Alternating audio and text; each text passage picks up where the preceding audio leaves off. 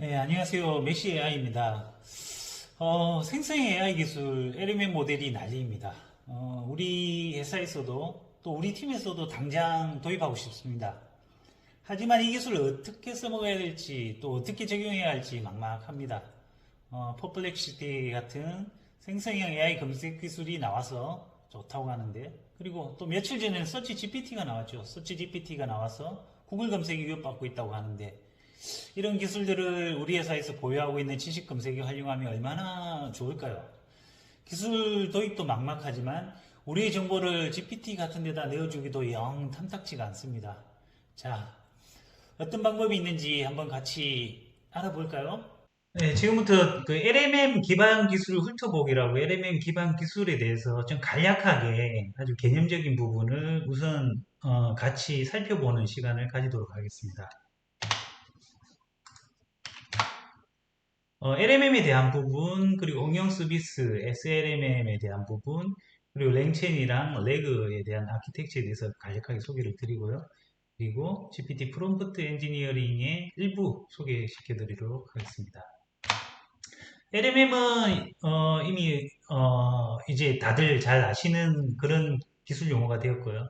LMM이란 것은 라지 랭귀지 모델이라고 이제 대형 언어 모델에 대한 부분입니다. 그 방대한 텍스트 데이터를 미리 학습을 시켜서 사람과 대화할 수 있는 그런 지능을 갖춘 인공지능 모델이 되겠고요. GPT-4라든지 제미나이나 클로드, 그다음 라마 이런 모델들을 잘 알고 계실 겁니다. 그리고 국내에는 네이버의 이제 하이퍼클로바 같은 모델들이 있고요. 기본적인 개념으로는 이제 인간의 언어를 컴퓨터가 이해할 수 있도록 하는 자연어 처리 기술이 되어 있는 부분이고, 거기에 밑받침이 되는 아키텍처가 이제 트랜스포머라는 아키텍처로 되어 있습니다. 기본적으로 수백억 개의 단어로 이제 텍스트 데이터에 대해서 훈련이 된 데이터고, 최근에는 이제 조 단위로 이렇게 훈련을 시키고 있는 그런 데이터들입니다. 데이터는 초기에는 이제 책이라든지 뉴스라든지 논문이라든지 하는 이런 텍스트 데이터만 학습을 시켰다가, 최근에는 영상이나 이미지들도 같이 학습하는 라지 멀티모달 이라고 LMM으로 지금 확장이 되어 있는 상태고요. 관련해서 뭐 프리트레이닝이라든지 특정 작업이라든지 도메인에 맞는 그 아웃풋을 내기 위해서 파인 튜닝을 한다든지 하는 그런 용어들이 있고요. 그리고 이제 텍스트의 단위로서 이제 토큰이란 부분, 그리고 단어를 고차원 벡터로 이제 변환해가지고 저장하는 인베딩에 대한 기술들, 그리고 모델의 이제 그 학습 가중치를 설정할 수 있는 파라미터, 이런 용어들이 있습니다. LMA 히스토리는 뭐 2018년 이전에도 당연히 내추럴 랭귀지에 대한 그 연구가 있었고요. 2018년 이후에 LMM에 대한 히스토리들이 쭉 나와서 23년까지 이제 정리를 했는데, 24년도, 25년도에 이 LMM이 이제 폭발적으로 이제 쏟아져 나오게 되고, 여러분이 누구나도 잘 아시는 GPT라든지 클로드 같은 이제 모델들이 한 달이 뭐다 하고 지금 계속 개발이 되고 있는 상태고요. 18년부터 23년까지는 LMM이 어떻게 보면 태동기가 되겠는데요. GPT에 대한 부분, 그리고 클로드 같은 이런 모델들이 쭉 형성을 해왔던 시기입니다. 조금 과거 자료긴 한데, 24년 초창기만 하더라도, 오픈 AI 진영에서 나오는 챗GPT 이제 3, 4, 지금은 5, 5, 1까지 나와 있는 상태고요. 그리고 구글에서는 이제 초창기에 이제 바드 같은 모델이 나왔다가 지금은 이제 제미나이 모델이 나와 있는 상태고, 메타에서는 지금 라마로서 이거는 오픈 소스 그 랭귀지로서 라마 3.1, 3.2가 서비스가 되고 있습니다. 그리고 구글에서는 이제 제미나이가 나와 있고, 뭐 라마 3나 프랑스의 미스트랄 이런 것들이 있고, 국내에는 뭐 하이퍼클로바나 엑사원 이런 것들이 있습니다. 국내 모델에 대한 부분이 곧 나오네요. 국내 모델은 주로 라마 3.2 모델을 가지고 와가지고 이거를 국내 언어로 학습을 시켜서 포장해서 모델들을 이제 오픈을 하고 있는 거고요. 카카오에서 뭐 코지PT라든지 고려대학교의 구름 이런 모델들이 초창기에 좀 인기를 얻었었는데 지금은 또 많이 발전이 되어 있는 상태입니다. LG에서는 이제 엑사원이라는 모델이 나와가지고 LG 계열사에서 활용이 되고 있는 부분이고요. 네이버의 이제 하이퍼클로버 IX는 네이버에 있는 지식인이라든지 네이버 내부의 정보들에 좀 특화된 그런 학습을 시킨 모델이라고 보시면 되겠고요. 그 외에도 여러 가지 모델이 있습니다. LMM을 가지고 지금 응용하고 있는 부분에 대한 것이 각 분야에서 이루어지고 있고요. 특히 미디어 쪽이라든지 콘텐츠 제작 이런 쪽에서는 상당히 활성화가 되어 있고 지금 우리가 사용하는 이제 스마트폰이라든지 아니면 뭐 얼굴 인식이라든지 지문 인식 그런 어떤 개개 그 우리가 일상생활하면서 겪게 되는 그런 작은 서비스들에는 이미 다 이 AI 기술들이 놓아져 있고 LMM 기술들이 접목이 되고 있는 상태라고 보시면 됩니다. LMM을 가지고 이제 개발을 생각을 한다고 하면은 좀 접근할 수 있는 분야로서 좀 소개를 시켜주고 싶은 부분이 지금 고객 서비스를 하는데 이제 챗봇이나 가상 비서에 대한 부분 그리고 자동화된 글쓰기 편집을 통한 이제 마케팅 부분 그리고 이제 디지털 교육에 대한 부분 그다음 금융 분석이나 논문 작성하는데 활용하는 부분 그리고 엔터테인먼트 쪽에 활용할 수 있는 이런 부분들이 있을 수 있습니다. 공공기관 같은 경우는 특히나 이제 그 민원인에 대한 업무 지원이라든지 민원에 대한 콜센터를 이제 의무적으로 하게끔 되어 있고, 뭐 금융회사든 아니면 뭐 서비스를 하고 있는 회사들도 마찬가지겠지만, 이런 민원이나 업무 지원에 이런 LMM을 많이 활용을 할 수가 있습니다. 공공에서는 특히나 이제 법률이라든지 규정 이런 것들을 많이 다루고 그거에 대해서 질의하고 답변을 하는 부분이 있는데 또는 업무를 하면서도 그런 것들을 찾아서 활용할 수 있는 그런 내용들이 있는데 이런 것들은 이제 법률 검색 서비스라든지 그 다음에 문서를 작성할 때 번역 서비스 이런 것들을 응용을 해서 활용을 할 수가 있겠고요. 또는 그 공공문서나 보고서 같은 걸 작성할 때 문서 작성에 대한 서비스, 그다음 문서를 요약해주는 서비스들은 아주 기본적으로 지금 활용이 되고 있죠.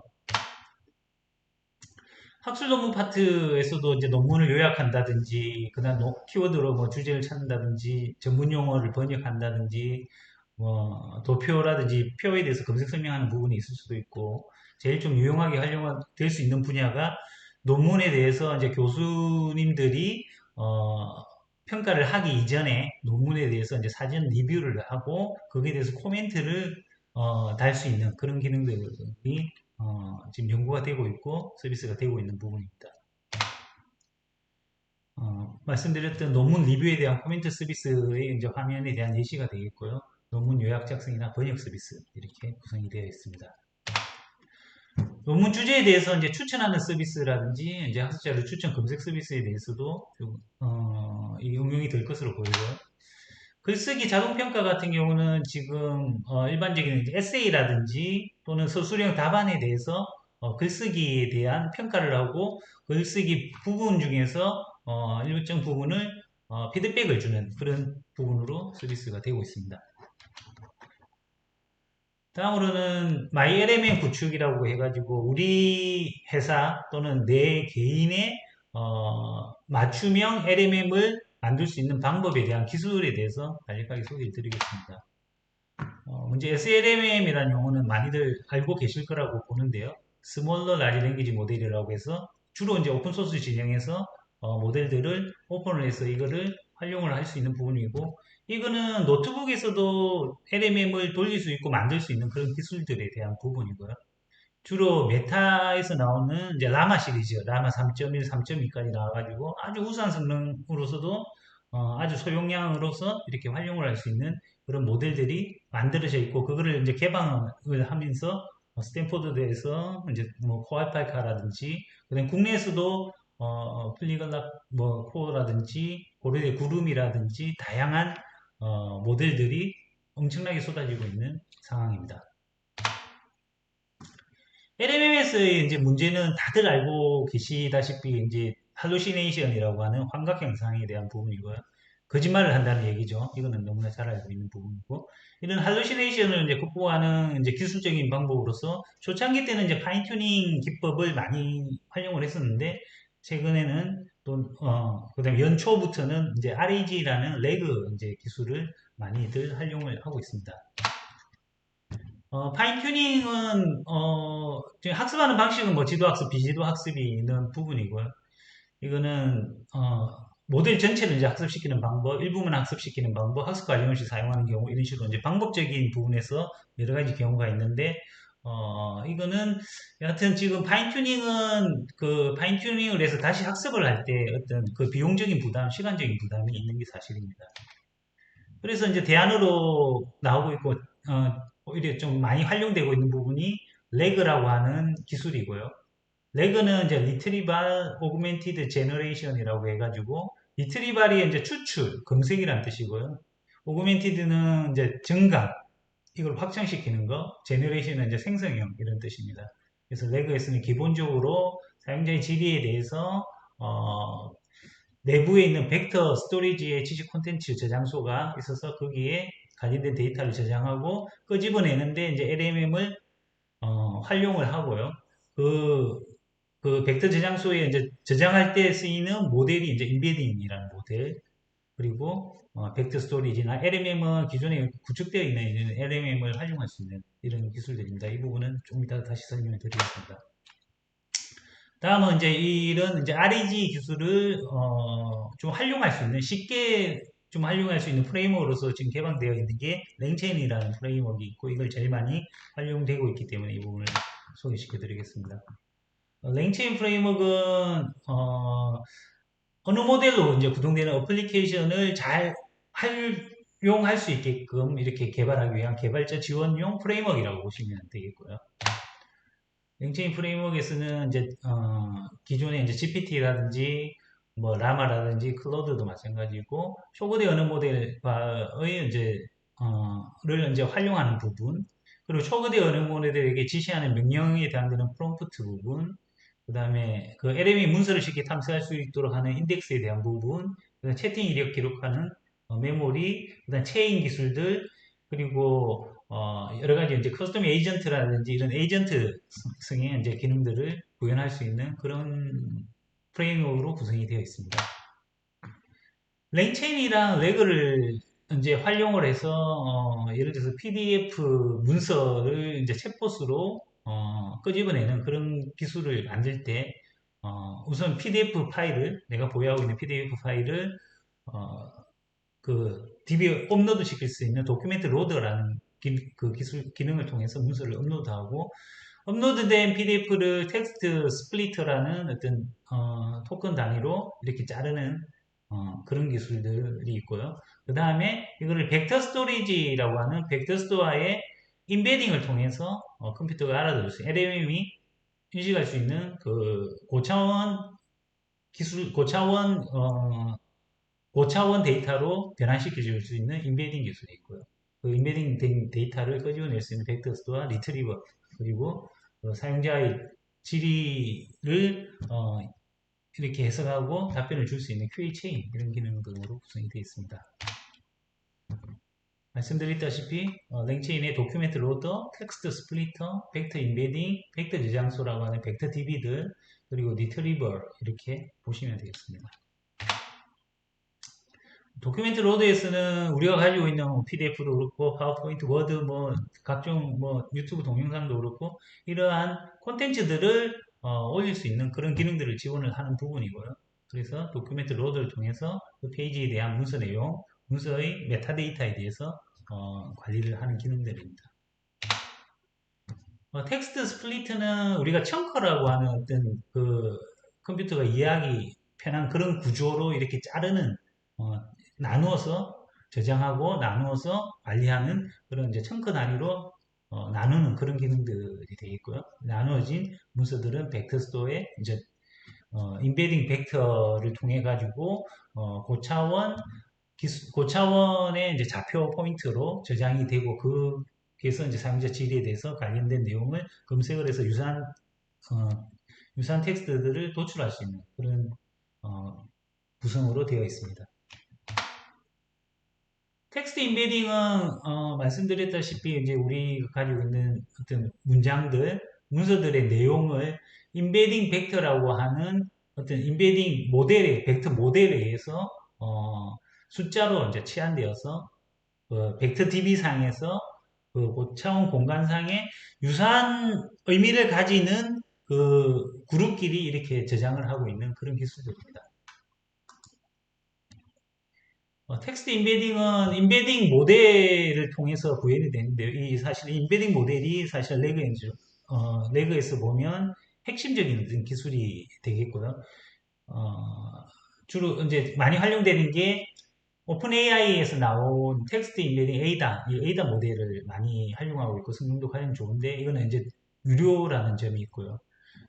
로컬 인베딩, 무료 인베딩은 허깅 페이스에서 나온 BG 모델 이런 것들을 추천할 만합니다. 벡터 스토어는 이제 벡터 DB에 대한 부분이고요. 벡터 DB는 지금 가장 많이 좀 활용하고 있는 게 무료 쪽에서는 이제 밀버스를 좀 많이들 쓰고 있고요. 파인콘이나 이런 DB들을 오픈소스 진영으로서 나와서 활용을 하고 있는 부분이고 유료는 이제 크로마 이런 것들을 많이 쓰고 있고요. 기존에 이제 검색을 담당했던 일리스틱 서치라든지 그다음에 오라클에서도 최근에 이제 벡터 DB에 대해서 지원을 하기 시작했고요. 그리고 파이스 같은 경우는 이제 메타에서 나온 페이스북에 관련된 공간 DB 저장 기술인데 이거는 실제로 이제 DB를 제공하는 게 아니고 오픈 API를 제공을 해서 벡터 인베딩된 그 벡터 값을 처리를 하는 기술들을 제공하는 부분입니다. 그리고 포스트그레스QL 같은 경우는 기존에 이제 무료로 이제 GIS 상에서도 많이 좀 활용하고 있는 그런 DB인데요. 포스트그레에서도 벡터 DB를 지원하기 때문에 이 포스트그레를 활용해서 벡터 DB를 구현하는 것도 상당히 유용한 기술로 봅니다. 다음은 이제 GPT 프롬프트 엔지니어링에 대한 부분입니다.